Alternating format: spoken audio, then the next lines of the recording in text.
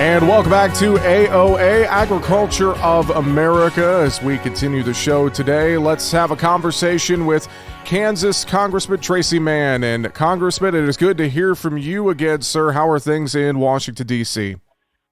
Well, good. Thanks for having me on. We are making progress. We have a lot of work to do to get the train back on the tracks, but excited about some of the things that are in the works to really help our ag producers, not just in the short term, but the intermediate and long term as well.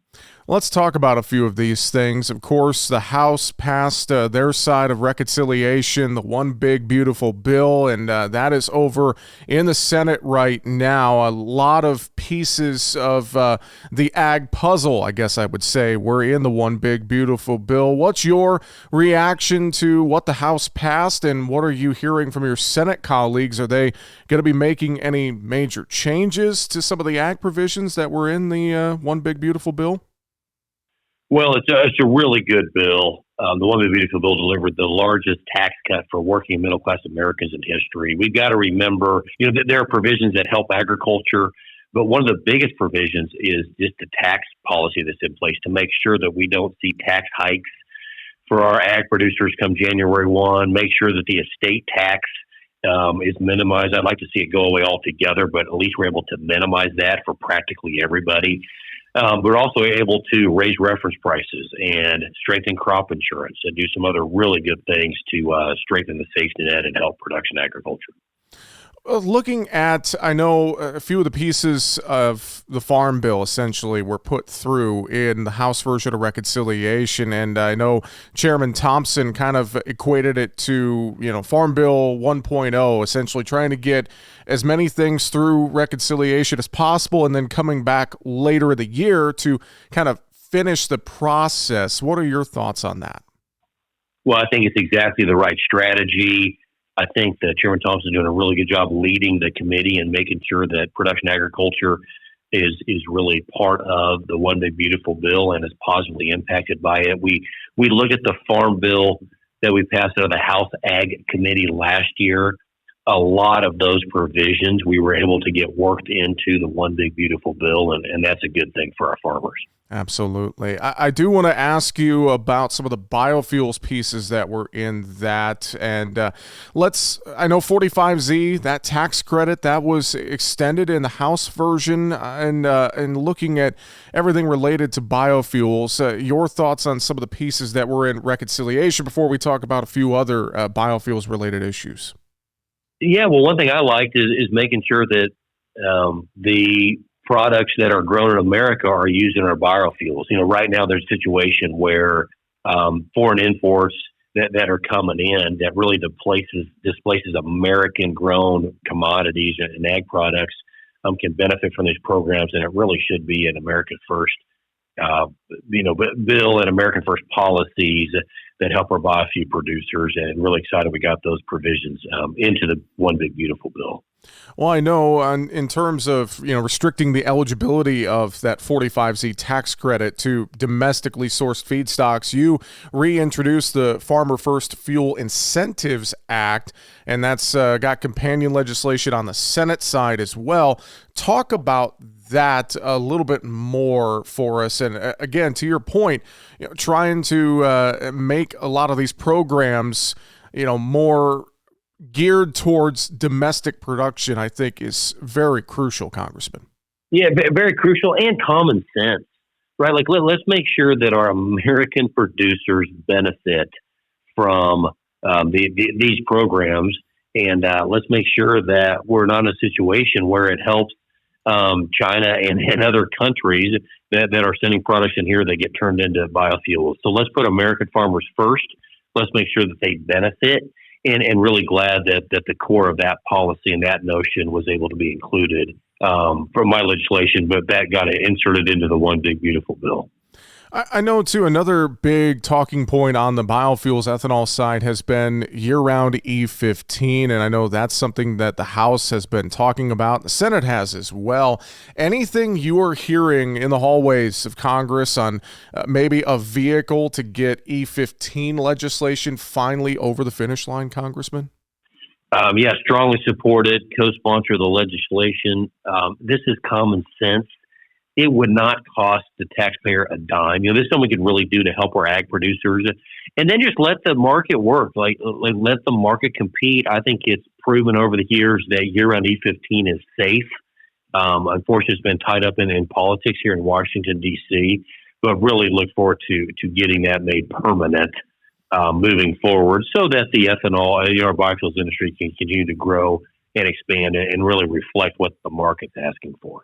Some have said earlier in the year that the E15 legislation could maybe get tied to tax legislation or reconciliation. It doesn't seem like that's happening. So is this something that maybe it could get attached to something bigger later in the year, potentially? Yeah, that's what I'm optimistic about. So there's certain rules around what can and cannot be included in the One Big Beautiful Bill or reconciliation bill. Anything in regards to spending can be included. Anything that changes policy cannot. And so this would be a policy change to allow year-round E15, so it cannot be included in this reconciliation or One Big Beautiful Bill. But I'd like to see it included in the budget for next year or any other piece of legislation that's going to get moved and signed into law. This would be my highest priority for the biofuels industry. All right. We're having a conversation with Kansas Congressman Tracy Mann. Let's talk about DOGE, and that has been such a talking point here for the last several months, and a lot of the findings from the Department of Government Efficiency and, trying to curb fraud and waste in the government. And it sounds like that the White House is asking Congress to claw back some of the approved spending from some of these programs that were targeted under DOGE. Can you tell us a little bit more about what's going on here? Sure. So there's the White House end of last week sent over what's called a rescissions package, which would claw back or prevent some spending on certain priorities and things that have been budgeted. And these are things that the vast majority of Kansas Americans would agree we should not be spending money on. Things like, Sesame Street in the Middle East, things like drag parties in Latin America. I mean, it's crazy some of the things that we've been spending money on. So this bill claws back and prevents those dollars from being spent. And then we also need to make sure that these programs are not included in next year's funding bills as well. Will some of these rescissions, will they truly help with the deficit, the national debt that I know and a lot of folks look at this and, you look at the debt, the ticker sometimes online and things like that. And I know we got a lot of work to do to try and claw back some of this debt, don't we, Congressman? No, we absolutely do. All of our spending matters. This would be a $10 billion rescission. I think in terms of, every $1 billion is about $3 per American. So, this is $30 per American. So if we're going to be a good steward of taxpayer dollars, seeing this rescission bill passed matters. But there's a whole lot of other things we need to do to get our fiscal house back in order. I should ask you as well, I know Secretary of Agriculture Brooke Rollins is going to be on Capitol Hill here today for a hearing. What are you expecting to hear from Secretary Rollins? Looking forward to seeing her again. That hearing starts in about 30 minutes here at the House Ag Committee. Well, when she got sworn in, she came to Kansas, met with ag producers, toured a dairy, toured a feed yard, toured a packing plant. That's good. Looking forward to hearing her talk about the trade mission that she had over in India, and opportunities there and in other markets to expand our demand for ag products.